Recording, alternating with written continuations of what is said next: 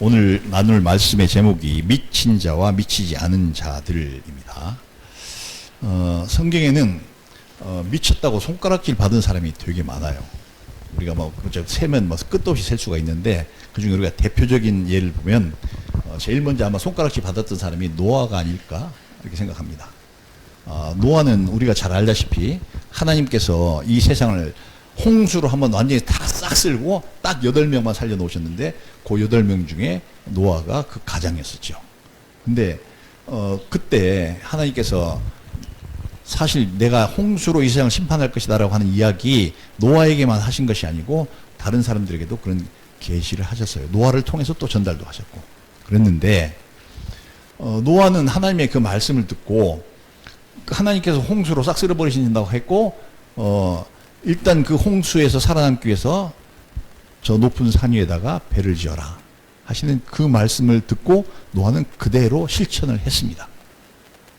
그 배가 길이가 요새로 치면 그 미국의 핵항공모함의 한 4분의 1쯤 되는 크기예요. 엄청 큰 배입니다. 그게.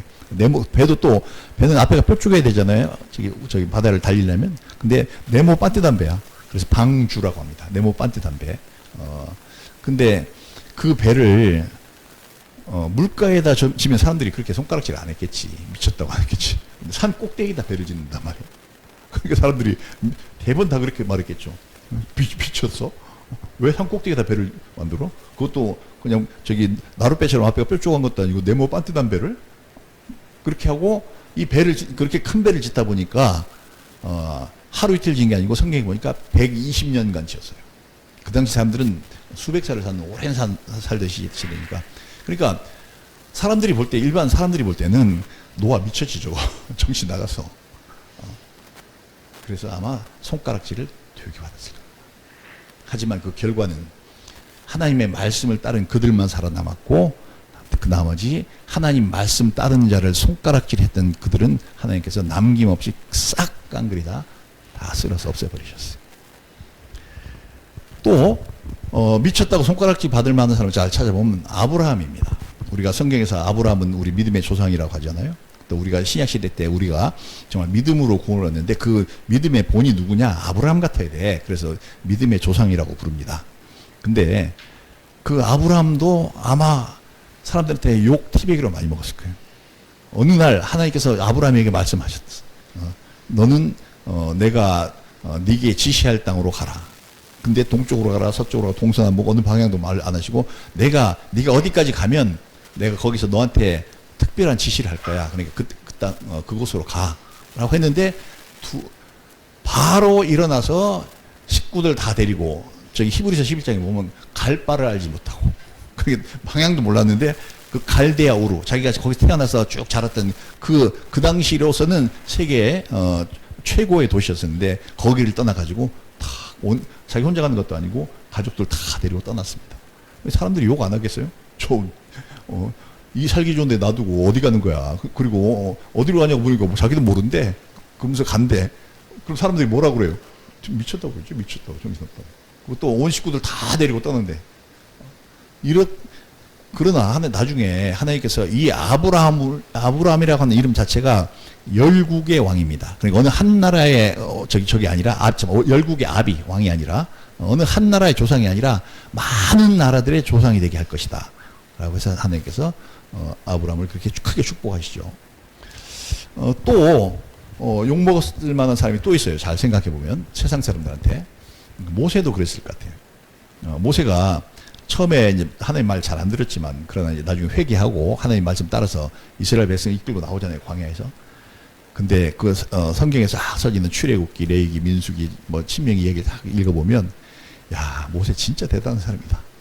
그 백성이 남자 장정들만 군대로 뽑은 사람이 60만 명이에요. 그러니까 그 가족 식구들이 있을 거 아니에요.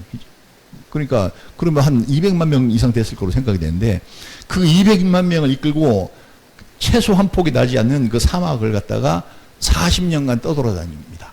근데 그 사람들이 보면 늘 그 사람들이 이스라엘 백성들이 했던 행동들을 이렇게 쭉 한 줄로 나열해 놓고 보면 늘 불평불만. 그리고 항거하고 거역하고 대들고. 그것도 하루 이틀이지. 40년간 계속 그러면 나 같으면 때려쳐. 때려치고 그래 나 죽고 너 죽자. 뭐 니네 죽든지 말든지 상관없어요. 이렇게 하고 떠났을지도 모르겠어요. 근데 이 모세가 40년간을 그걸 다 받아주면서 데리고 가잖아요. 또 그 맨날 불평불만하고 항거하고 대들고 하는 그들이 무슨 또 죄를 져요. 그러면 하나님께서 혼을 내키신다고. 근데 막 그거 하나님 앞에 나가서 이 사람들 용서해 주세요라고 꼭 예수님의 역할을 합니다. 그리고 나서 그렇게 정말 자기 친자식처럼 쭉 데리고 가는 모세. 근데 옆에서 야 훌륭하다. 모세는 정말 우리의 지도자 이랬을 것 같아요. 끊임없이 반란하고 항거하고 한 거 그 뭐냐면 계속 모세 뒤에서 욕한 거예요. 네. 자기들 구원해 주려고 데리고 가는데도 불구하고 그건 못 알아보고 계속 뒤에서 욕하는 거지. 그 아마 또 저기 모세가 끊임없이 그 사람들에게 소망을 불어넣었겠죠. 저 가나안 땅 하나님께서 우리에게 주신다고 했어. 그러니까 낙심하지 말고 가자. 이렇게 할 때 그 얘기를 들은 이스라엘 백성들이 뒤에서 뭐라고 했어요? 미친놈. 그랬을 가능성이 굉장히 큽니다. 또 그 아까 얘기한 그 선지자 학교의 생도들도 세상 사람들이 다 그렇게 봤어요. 미쳤지. 가서 자기 가족들이나 먹여 살리지 무슨 산 위에 올라가 가지고 무슨 선지자 노릇한다고 저러고 있어. 근데 우리가 신약 성경에 나오는 여러 가지 기적들 중에 있죠. 그 사람들 사이에 살아가다가 일어나는 여러 가지 일들이 사실은 거기 다 게시가 돼 있어요. 예수님이 오셔서 하실 일들이 다 게시가 돼 있거든요. 근데 세상 사람들은 이해가 안 가. 농사를 짓든지 또 아니면 먹을 거 뭐 충분히 뭐 그걸 하든지 뭐 그런 거 하지도 않고 거기 들어가서 하늘에서 뭐 먹을 거 내려준다고? 아니 뭐 그렇게 하고 살아가다가 어느 날은 또 독이든 저기 호박을 끓여 먹다가 그 하나님의 사람이 국을 끓였는데 국 속에 독이 있나이다 하고 막 뭐 다 난리가 나는 그런 일도 있었어요. 그때 엘리사가 밀가루를 가지고 와서 거기다 집어넣으니까 다시 독이 싹 다 없어져서 먹게 되는 그런 여러 가지 기적들이 그들 사이에 많이 있었는데 그거를 체험하고 살겠다고 산 꼭대기 올라서 동네를 조그만 동네 만들어서 거기 살고 있어. 그래서 사람들이 다 말했어요. 아까 그 장군들뿐 아니라 그 다른 사람들이 다 말했어요. 손가락 미친놈들. 세상 사람들이 볼 때 미치는 거 맞죠. 그 다음에 또 미쳤다고 소리 들을 만한 사람도 하나 있어요. 하나님께서 호세아라고 하는 선지자가 있었는데 어느 날 그 사람에게 얘기합니다. 너 저쪽 동네에 가면 고멜이라고 하는 애 있어. 걔 데려다 결혼해. 근데 고멜은 이미 그 당시에 술집 작부로 유명한 애 있었어요. 쟤랑 결혼하라고요? 근데 하나님께서 하래. 나의 명령이가 들어서 해. 가서 했어. 했는데 이 고멜이 결혼하고 곱게 그날부터 가정을 잘 섬기면서 이렇게 살았냐? 천만의 말씀. 애를 낳았어. 애를 낳는데 그 낳는 애들마다 이름을 하나님께서 얘는 내가 너를 버렸다 라고 그렇게 이름을 지어라 뭐 등등을 해서 하는 짓이 고멜이 하는 짓이 남편이 있는데도 불구하고 몰래 밤에 나가가지고 술집에 가고 옛날에 그날을 그리운 거지. 거기 가서 또 다른 남자들하고 희희낙낙거리고 바람 피고 하는 그런 짓을 했는데 그럴 때마다 하나님께서 가서 호세아에게 가서 고멜을 다시 데려와. 그리고 걔가 무슨 불만이 있는지 물어보고 그걸 다 네가 해소해줘. 그렇게 호세아가 그 짓을 해요. 그래서 사람들이 아마 안 보이는 데서 손가락질하고 욕했을 거예요. 저 바보 병신. 아마 정말 저 미친놈. 그렇게 욕을 먹었을 수가 있습니다. 근데 후대에 나중에 다 돌이켜보거나 하나님께서 호세아를 통해서 또 다른 선지자를 통해서 호세아가 어떤 일을 했는지를 갖다가 성경에 다 밝혀놨습니다. 그게 뭐냐면 그 호세아는 하나님 역할을 하고 있는 거예요.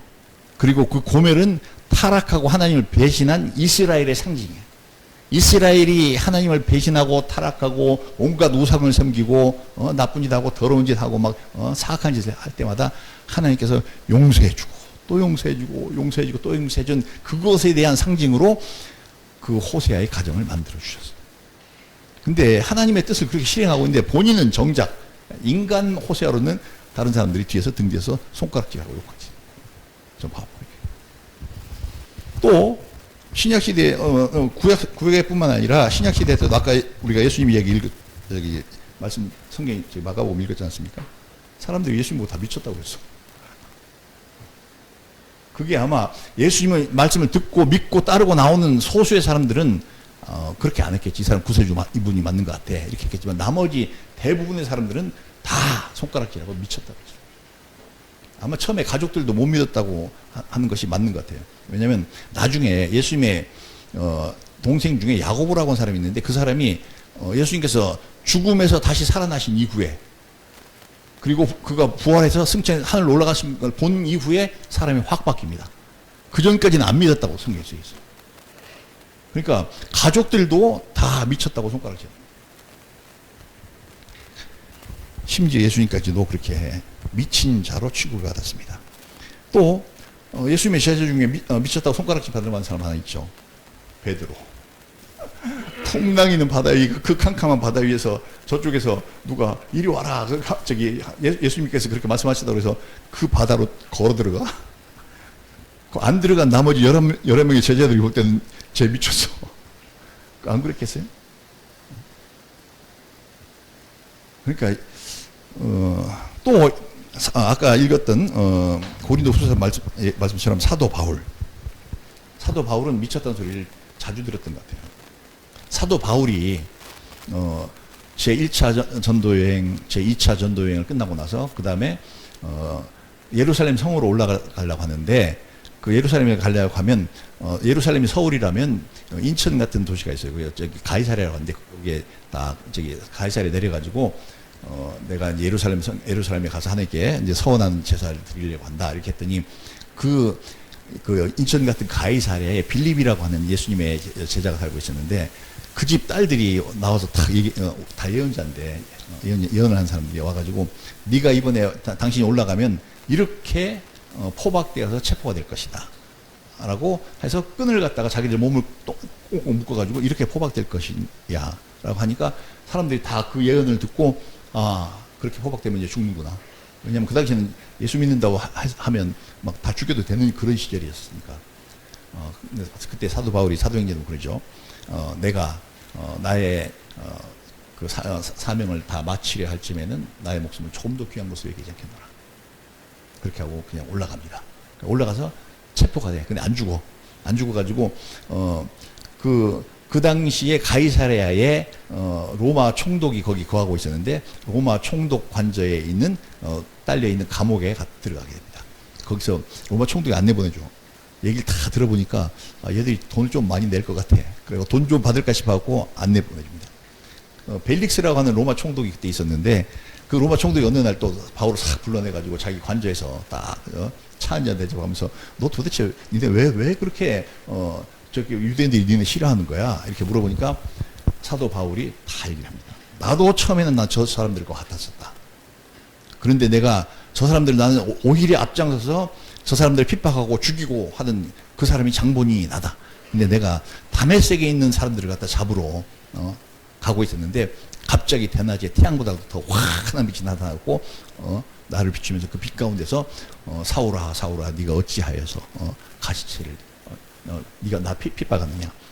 가시체를 뒷발질하기가 네게 고통스럽도다 하고 내가 그 음성을 듣고 거기서 말에서 떨어졌다. 그리고 장님이 됐다. 그리고 내가 그 말하는 이가 누군가를 알아봤더니 나중에 그분이 바로 예수님이시더라. 그래서 나는 예수님 그렇게 만나고 나서 내가 이렇게 변화됐고 그 다음에 내가 뭐 어떻게 했던 얘기를 쭉 벨릭스한테 합니다. 벨릭스가 다 듣고 나서 마지막으로 뭐라 하느냐. 바울아 네 많은 학문이 너를 미치게 만들었구나. 네가 공부를 너무 많이 해서 너 돌았어. 그렇게 합니다. 또 실제로 예수 그리스도께서 우리의 구세주이시고 그분이 여러분들의 죄를 위해서 죽었습니다 하고 그걸 갖다가 이제는 하나님 나라 안에 유대인과 이방인의 구분이 없습니다. 그러니까 누구든지 회개하고 하나님 앞에 돌아오면 다 구원을 받습니다 하는 그 얘기를 전 세계에 널리 퍼뜨리고 다녔는데 고린도에 가서 특별히 많이 시간을 보냈거든요. 근데 거기에 해서 고린도 근처가 다 막 복음화 됐었는데 거기 사람들도 다 같이 한결같이 하는 얘기가 미쳤어. 심지어 고린도 교인들 중에서도 바울이 혹시 너무 이렇게 미쳐서 이상한 소리 하는 거 아니야? 이런 식의 자기들 사이에 말이 있었습니다. 우리가 성경에 이런 걸 보면 하나님 믿는 과정에서 정말 제대로 믿으면 참 쉽지 않겠구나 이런 생각이 납니다. 이 사람들이 그렇게 손가락질 받았던 이유가 뭐냐면 삶의 목적이 자기 자신을 위해 살지 않고 오직 하나님만을 위해서 살겠다고 그렇게 했기 때문에 손가락질 받는 거예요. 이게. 인간이라면 자기를 위해 살아야지 뭐 눈에 보이지도 않는 하나님을 위해 산다고 그래. 손가락질 받는 겁니다. 또 두 번째는요. 자기 믿음이 내 속에 믿음이 있잖아. 그럼 믿음을 진짜로 실천을 했어. 자기 삶으로. 믿음이 그래 하나님 계시겠지. 근데 그 하나님 위해 자기 살을 해. 근데 그건 좀 어려워. 나는 그 말씀은 맞지만 나는 그렇게는 못 살겠어. 이렇게 믿음을 실천 안 하면 손가락질 안 받아요. 근데 그거를 실천을 했어. 그냥 하나님 말씀을 수긍하는 걸로 그치지 않고 그걸 행동으로 옮기고 자기 삶으로 막 만들어 갔기 때문에 손가락질 받는 거야. 그리고 사도 바울 같은 그런 경우는 전도를 실천했어. 전도 안 하고 그냥 가만히 있었으면, 복음 전하지 않고 가만히 있었으면 손가락질 안 했겠지. 근데 정말 그걸 갖다 막 온 세계 가서 막 얘기를 했어. 자기 체험과 함께. 그랬더니 다 미쳤다고. 총독 벨릭스로부터 시작해서 고린도 시민들까지 다 미쳤다고. 근데 이 세 가지 때문에 욕을 먹는 거다. 삶의 목적이 자기를 위해 살지 않는 것, 믿음을 실천해서 사는 것, 전도를 실행하는 것. 이게 사실은 모든 성도들, 지금 이 시대에 크리스찬들이 다 해야 할 일입니다. 마땅히 해야 해. 근데 그 마땅히 그 일을 하면 지금은 손가락질 안 할 것 같아요? 지금도 합니다. 지금도 미쳤어. 대충 믿어. 막 이렇게 합니다. 근데 이렇게 하면 최고로 싫어하는 존재가 있어. 최고로 싫어하는 존재. 누구겠어요? 마귀지, 마귀. 사탄. 아주 사탄이 예수 믿는 사람 다 싫어하지만 그 중에 아주 극도로 싫어하는 사람이 있는데 그게 누구냐? 이거 실천하는 사람들. 이런 사람들은 되게 싫어요, 사탄이. 그래서 사탄은 있죠. 늘 우리한테, 우리 마음에 와서 직접 속삭거립니다. 여러분 마음속에 혹시 이런 생각이 쓱 나면 사탄아 물러가라고 막 쫓아야 돼요. 야, 하지 마. 아무것도 하지 마. 대충 넘어가. 특히 하나님 일 하려고 하면 하지 마. 내 속에 그런 생각이 쓱 들어와. 그거 마귀가 정말 바라고 바랐는데 제발 하나님 일 좀 하지 마라. 가만히만 있어. 내가 너 안 괴롭힐게. 마귀가 한 소리 이렇게. 노아가 가만히 있었어 봐요. 아브라함이 가만히 있었어 봐요. 모세가 가만히 있었어 봐. 예수님이 가만히 있고 베드로가 있고 가만히 있고 사도 바울이 가만히 있었어 봐. 구원이 이 땅에 이루어집니까? 마귀는 한사코 그렇게 얘기합니다. 이제 말씀을 마칠게요. 얘기가 너무 길어지는 것 같아요. 근데 여기서 우리가 오늘 이 들었던 이야기를 잘 정리해서 그걸 거울 삼아서 나를 한번 비춰봅시다. 나는 왜 불신자들이 손가락질을 안 하지? 왜 나보고는 손가락질을 안 하지? 내가 너무 예의 바르게 잘 살아서 그런가?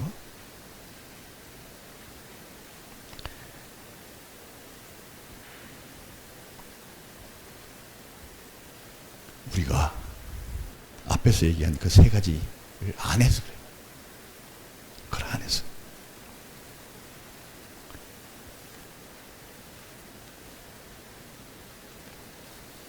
우리는 그걸 안 하고 있는 우리는 만약에 내가 예수님 시절에 2000년 전에 태어나서 그 시절에 살고 있었으면 예수님을 향해서 뭐라고 했을까요?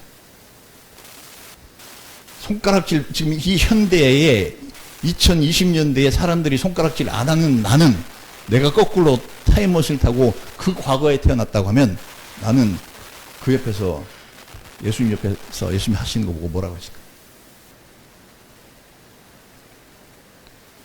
혹시 아니라 거의 높은 확률로 예수님을 향해서 우리가 손가락질 했을 수 있어요. 미쳤지.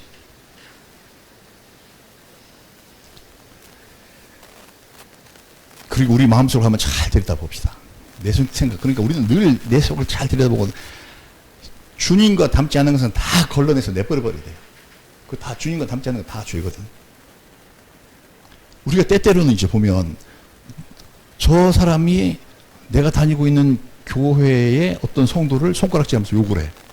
그러면 얘기 다 들어보면 그 사람 말이 이해가 가. 그리고 손가락질 받는 그 성도가 사는 것은 이해가 안 가. 손가락질 하는 자들이 더 이해가 가고 있는 나. 나는 도대체 누구냐? 난 뭐야 이거? 내가 만약에 다시 타임머신을 타고 2000년 전으로 돌아가면 예수님 십자가 앞에서 수많은 사람들이 몰려와가지고 가야바의 뜰에 몰려와서 또 본디오 빌라도의 관정에 가가지고 죽여라 죽여라 십자가 못 박아 못 박아 그 소리 하지 않았을까요?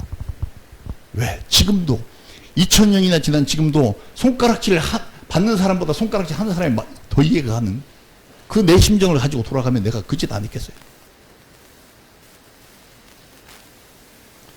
또 사도 바울이 우리 중에 누구도 자기를 위해 사는 자가 없고 자기를 위해 죽는 자도 없다.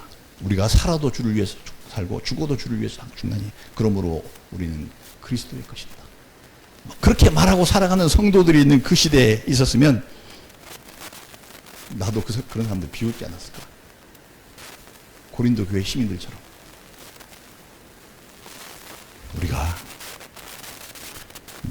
내 속에 아직도 그런 것이 남아있다면, 그리고 앞에서 얘기한 미쳤다는 손가락질 받는 사람들처럼 그렇게 하나님 앞에 결단하고 살아가는 것이 없으면 우리 속에 그런 마음 생깁니다.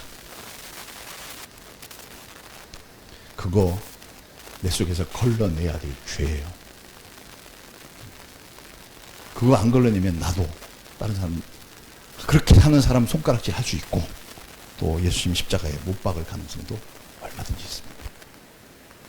그래서 오늘 나눈 말씀의 제목이 미친 자와 미치지 않은 자들인데, 자기들이 미치지 않았다고 하면서 저것들은 미쳤어라고 손가락질하는 그 손가락질 받는 미친 자가 되어야 되겠습니까? 아니면 자기는 미쳤다고 생각하지 않고 손가락질 하는 사람이 되어야 되겠습니까?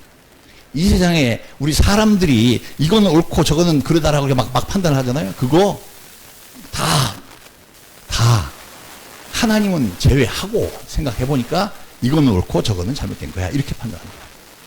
근데 그걸 그대로 하나님의 심판대 앞에 갖다 놓고 한번 따져볼까? 하나님 앞에서도 그렇게 말할 수 있어? 뒤집어지는 경우가 태반입니다. 거반다. 우리가 땅에서 옳다고 생각했던 거 그거 하나님 앞에서는 잘못된 걸 수 있어요. 또 세상 땅에서는 이거 잘못됐어 그거 바보 같은 짓이야 미친 짓이야 이렇게 해도 하나님 앞에 가면 그거 바뀌어서 정말 하나님께서 칭찬하고 상 주실 그런 일들이 얼마든지 있습니다. 오늘부터 좀 바뀌어봅시다. 우리 믿음의 조상들, 그 중에서도 정말 더욱더 믿음을 따라서 살았던 사람들, 아까 우리 정리해서 얘기해 봤잖아요. 근데 그 사람들처럼 우리도 손가락질 한번 받아봅시다. 어떤 사람들이 나를 미쳤다고 손가락질 하면 할렐루야 감사합니다. 제가 하나님 앞에서 바로 살고 있고요. 그런 확신을 가지고 살아갑니다. 땅에서는 손가락질 받아도 괜찮아요. 요즘 살아봤자 몇 년이에요? 살아봤자 70년, 80년이지. 우리가 땅에서 손가락질 받으면 영원히 사는 그 영원한 천국에 가서는 우리가 오히려 영광의 멸류관 속에 살을 겁니다.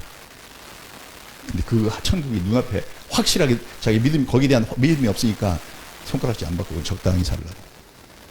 대한민국에 옛날에는 기독교 신자가 1200만이라고 했는데 요새는 줄어서 800만이라고 그래요. 이렇게. 근데 그렇게 줄어드는 것도 3분의 1이 줄어드는 것만 해도 막 기가 막힌데 그 800만이라도 좀 지금부터 그래 내가 세상 사람들이 다 미쳤다고 하는 손가락질 하는 내 손가락질 받는 내가 되겠어 하고 막 그렇게 살아본다면 다시 확 뒤집어질 겁니다. 대한민국은 뒤집어야 되는 게 아니라 전 세계가 다 확 뒤집어져서 정말 복음이 땅끝까지 전해질 역사가 있을 텐데 대부분 그렇게 안 하죠. 대부분 그렇지 않고 적당히 할 겁니다. 아까 제가 말씀 도중에 말씀드렸죠. 마귀가 우리한테 진짜 간절히 부탁하고 바라는 것이 적당히 해. 네가 그렇게까지 적극적으로 할 필요가 있어? 적당히 해. 이 말 들으면 안 돼요. 오히려 정말 내가 하나님의 뜻이니까 나는 그대로 하나님의 뜻을 나는 따라서 살겠어. 세상 사람들한테 손가락질 해도 나는 하나님이 인정하는 삶을 살겠어. 해야 우리가 하나님 앞에 이르렀을 때 칭찬받고 상 받습니다. 오늘부터 바뀌는 우리가 됩시다. 세상 사람들이 좀 미쳤다고 손가락질을 해도 괜찮습니다. 영광으로 여기시기 바랍니다. 자, 기도합시다.